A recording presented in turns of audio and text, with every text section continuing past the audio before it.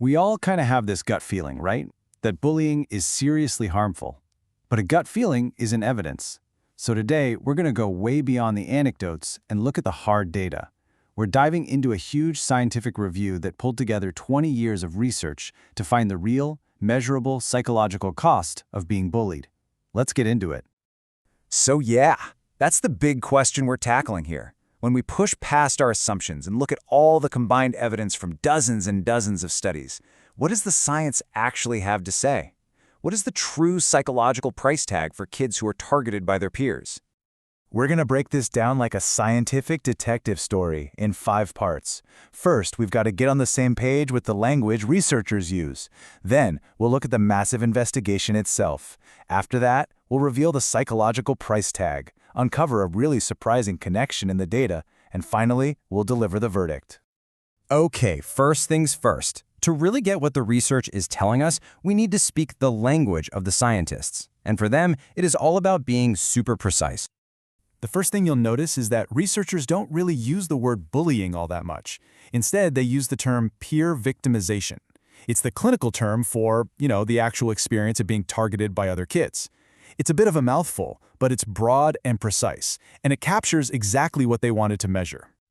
And victimization isn't just one thing, right? It's not just getting pushed in the hallway. The researchers break it down. You've got the obvious stuff, physical and verbal. But then there's relational victimization, which is all about social exclusion, and indirect stuff, like spreading rumors. And then there's even a generic category for just, being picked on. Getting this detailed is absolutely crucial for seeing the full picture. So you've got all these studies over the years, and a lot of them kind of say different things. It creates a lot of noise. So how in the world did these researchers find a definitive answer? Well, as we're about to see, they launched a massive investigation. And when I say massive, I mean it. They didn't just look at a few papers. They gathered every single relevant study published over 2 decades, all the way from 1978 to 1997. We're talking about a huge sweep of the scientific literature from all over the world. The US, Canada, the UK, Ireland, all across Scandinavia.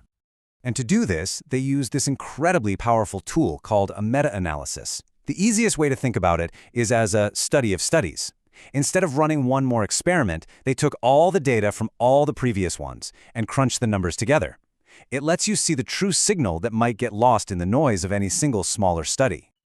So the big question, what did this giant study of studies actually find? Let's get to the juicy part. Section 3, the psychological price tag. The top line finding? It was crystal clear. After they combined 20 years of data, the connection was undeniable. Peer victimization is, and I quote, significantly and positively related to psychological distress. In plain English, the more a child was victimized, the more likely they were to suffer from things like depression, anxiety, and low self-esteem. No question about it. But here is where it gets really, really interesting. The link wasn't the same across the board. The connection to depression was by far the strongest. Loneliness was right up there too, also a strong link. Low self-esteem?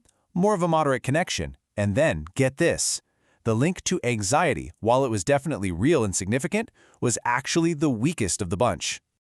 And that difference in strength brings us to our next section and maybe the biggest surprise of the whole study. Because these findings kind of challenge what a lot of us assume are the deepest wounds of being bullied. So just think about this for a second. Of all the things they measured, the single most powerful psychological connection they found was with depression. The data showed that being a target was more closely linked to feelings of dysphoria, which is basically a profound state of unhappiness, than anything else. And now for the flip side. A lot of us, myself included, would probably assume that being bullied makes kids primarily fearful and anxious. And it does. The link is there. But the data says that's not the main story. The main story is one of sadness, of isolation, of social pain.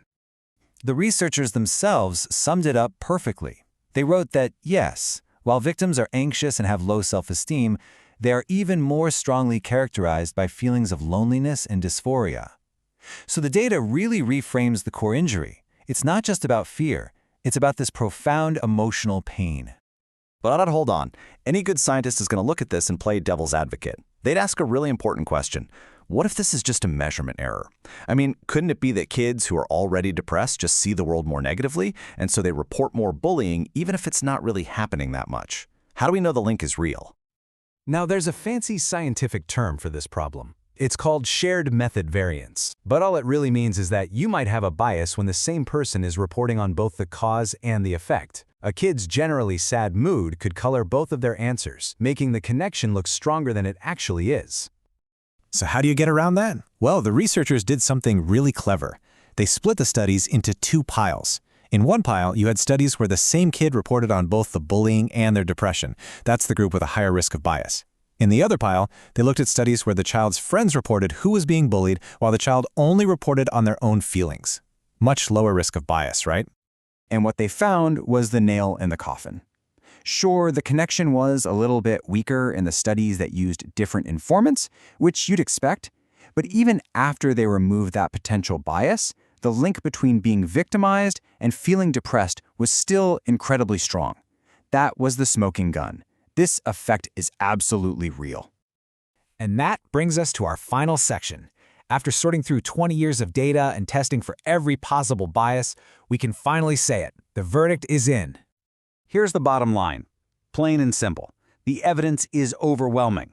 It's not just a matter of kids who say they're bullied feeling bad.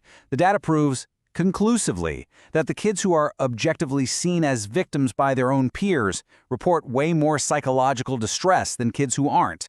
So let's just boil this whole thing down to 3 key takeaways. Number 1, the link between being bullied and psychological harm isn't just a feeling, it is scientifically proven. Number 2, the deepest wounds seem to be depression and loneliness, even more so than anxiety. And number 3, this connection is tough as nails, it's not just some fluke in the data. And this is where the researchers leave us, with a challenge. After all this work, they basically say, look, the debate is over.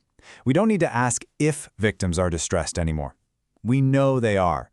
The crucial question for researchers, for parents, for all of us has changed. It's now, what are we going to do about it?